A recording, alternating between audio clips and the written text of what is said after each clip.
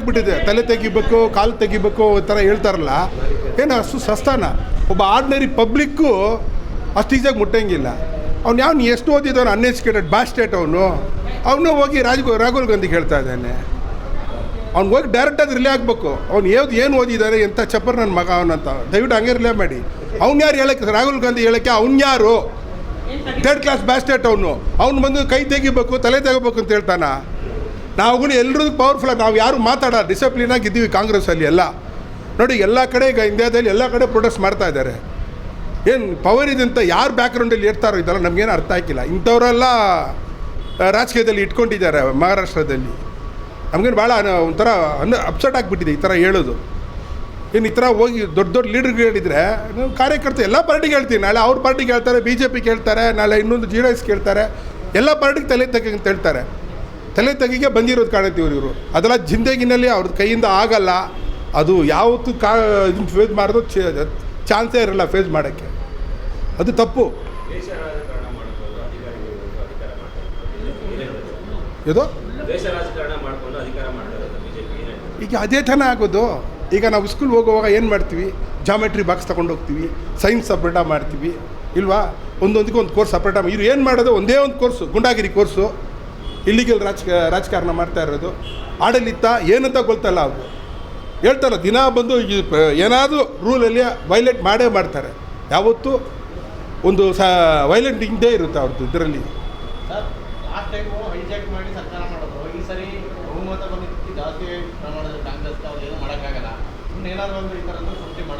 ಅದೇ ಹೇಳ್ತಾರಲ್ಲ, ಈಗ ಏನಾದ್ರು ಮಾಡ್ಬೇಕಪ್ಪ, ಫುಲ್ ಹೈ ಮೆಜಾರಿಟಿ ಇದ್ದಾರೆ ನೋಡು. ಸಿದ್ದರಾಮಯ್ಯ ಪಾಪ ಎಲ್ಲ ಪಕ್ಷದಲ್ಲೂ ಇದೆ, ಅವ್ರ ಮೇಲೆ ಏನೋ ಗೂಬೆ ಕುಡಿಸಿ ಏನೋ ಮಾಡ್ಕಾದ್ರು ನೋಡು. ಕಾಂಗ್ರೆಸ್ದು ಶಾಪ ಈಗೇನಾಯಿತು, ಮೊನ್ನೆ ಅದರಾಗ ಏನಾಯಿತು? ಸುಮ್ಮನೆ ಮೆಜಾರಿಟಿಗೊಂಡು ಅದನ್ನು ತೆಗಿಬೇಕು ಮಾಡಬೇಕು. ಈಗ ಅವ್ರ ಜನ ನೋಡ್ತಾ ಇದ್ರು, ಎಲ್ಲೋ ಹೋಗ್ತಾರೆ ಓಟ. ದಿನಾಧರ್ನ ನಾವು ರೂಲಿಂಗ್ ಆಡಳಿತ ಮಾಡೋಕ್ಕೆ ಬಿಡೋದಿಲ್ಲ ಈ ಪಾರ್ಟಿಗಳು. ದಿನಾಧರ್ನ ಬರ್ತಾರೆ, ದಿನ ಏನಾದ್ರು ಒಂದು ಹೇಳ್ತಾರೆ, ಏನಾದರೂ ಒಂದು ಗೂಬೆ ಕೂರಿಸ್ಬೇಕು. ಅದು ಆಗೋಲ್ಲ ಜಿಂದಗಿಲ್ಲ. 5 ವರ್ಷ ರೂಲ್ ಮಾಡೇ ಮಾಡ್ತಾರೆ ಸಿದ್ದರಾಮಯ್ಯ ಅವರು. ನಮ್ಮ DCM ಮೇಲೆ ಅವರು ಚೆನ್ನಾಗಿ ಮಾಡ್ತಾ ಇದ್ದಾರೆ. 100% ಕಾಂಗ್ರೆಸ್ಗೆ ಏನು ಮಾಡೋಕ್ಕಾಗಲ್ಲ. Thank you. ಇವತ್ತು ಪ್ರಜಾಪ್ರಭುತ್ವದಲ್ಲಿ ವಾಕ್ ನುಡಿಗೆ ಎಲ್ಲರಿಗೂ ಸ್ವಾತಂತ್ರ್ಯ ಇದೆ. ಆದರೆ ಅದನ್ನು ಯಾವ ಥರ ಉಪಯೋಗಿಸ್ಕೋತಾ ಇದ್ದಾರೆ ಅನ್ನೋದು ಇವತ್ತು ಜನ ನೋಡ್ಕೋಬೇಕಾಗತ್ತೆ. ಯಾಕಂದರೆ ಒಬ್ಬ ಮಹಾನ್ ಫ್ಯಾಮಿಲಿಯ ಒಬ್ಬ ಸೀನಿಯರ್ ನಾಯಕರನ್ನ, ಈ ದೇಶದ ಪ್ರತಿಪಕ್ಷ ನಾಯಕರನ್ನ ಕೆಟ್ಟ ಪದಗಳಲ್ಲಿ ಅವರು ಮಾತಾಡ್ತಾ ಇದ್ದಾರೆ ಅಂದರೆ ಅವರ ಮನಸ್ಥಿತಿನ ನಾವು ಅರ್ಥ ಮಾಡ್ಕೋಬೇಕಾಗ್ತದೆ. ಯಾಕಂದರೆ ಜನ ಯಾವತ್ತೂ ಅವರ ಮನಸ್ಥಿತಿಗೆ ಸರಿಯಾಗೇ ಮಾತಾಡ್ತಾ ಇರ್ತಾರೆ.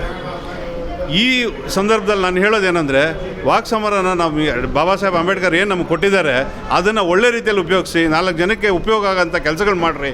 ಅದು ಬಿಟ್ಟು ಇದು ಯಾವುದೋ ಒಂದು ಕೆಟ್ಟ ಪದಗಳನ್ನ ಉಪಯೋಗಿಸ್ಕೊಂಡು ತಮ್ಮನ್ನು ತಾವೇ ದೊಡ್ಡ ಲೀಡ್ರ್ ಅಂತ ಬಿಂಬಿಸ್ಕೊಳ್ಳೋಕ್ಕೋಸ್ಕರ ಇದು ಮಾಡ್ತಾಯಿದ್ದಾರೆ ಅಂತ ಗೊತ್ತಿಲ್ಲ.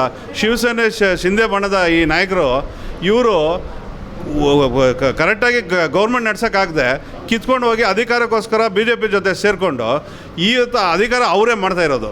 ಅವ್ರದ್ದೇ ಒಂದು ಸ್ಟ್ಯಾಂಡ್ಸ್ ಇಲ್ಲ. ಇವತ್ತು ಮೊನ್ನೆ MP ಎಲೆಕ್ಷನಲ್ಲಿ ಆಲ್ರೆಡಿ ಅವರು ಸೋಲ್ಗಳು ಕಂಡಿದ್ದಾರೆ. ಅವರು ಆಲ್ರೆಡಿ ಡೌನ್ಫಾಲ್ ಸ್ಟಾರ್ಟ್ ಆಗಿದೆ. ಈಗಿರುವಾಗ ಅವರು ತಮ್ಮನ್ನು ತಾವು ಮೇಲೆ ಎತ್ತಿಸ್ಕೋಬೇಕು ಅಂತೇಳಿ ಇವತ್ತು ರಾಹುಲ್ ಗಾಂಧಿ ಅವ್ರನ್ನ ಬೈದುಬಿಟ್ರೆ ಅವರು ಪ್ರಚಾರ ಆಗ್ತದೆ, ನಾವು ದೊಡ್ಡ ಲೀಡರ್ಗಳು ಅಂತ ಅನಿಸ್ಕೋಬೋದು ಅಂತ ಒಂದು ಕೆಟ್ಟ ಗ್ರಹಣದಿಂದ ಇದನ್ನು ನಡೆಸ್ತಾ ಇದ್ದಾರೆ. ಇದು ತುಂಬ ಕೆಟ್ಟ ಚಾಳಿ. ಈ ಚಾಳಿನ ಬಿಡಬೇಕು. ಮುಂದಿನ ನಡೆ ನಮ್ಮದು ಇವತ್ತು ಏನು ಹೋರಾಟ ಆಗಿದೆ ಇದು ಸಂದೇಶ ಅವ್ರಿಗೆ ಹೋಗಬೇಕು. ಇವ್ರಿಗೆ ಮಾತ್ರ ಅಲ್ಲ, ಇಡೀ ದೇಶದಲ್ಲಿ ಎಲ್ಲರಿಗೂ ಹೋಗ್ತಾ ಇದೆ. ಈಗಾಗಲೇ ಎಲ್ಲ ಕಡೆಯೂ ಇದಾಗಿದೆ. ಬಟ್ ಕೊನೆಗೆ ಜನ ತೀರ್ಮಾನ ಮಾಡ್ತಾರೆ.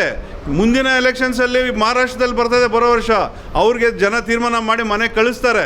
ಈ ಥರ ಮಾತಾಡ್ತಾ ಇದ್ದರೆ ಅವ್ರು ಎಲ್ಲಿಗೆ ಹೋಗ್ತಾರೆ ಅಂತ ಮುಂದಿನ ದಿನಗಳಲ್ಲಿ ಜನ ಕೊಡ್ತಾರೆ. ಅದನ್ನು ನೋಡ್ಕೊಳ್ಳಿ.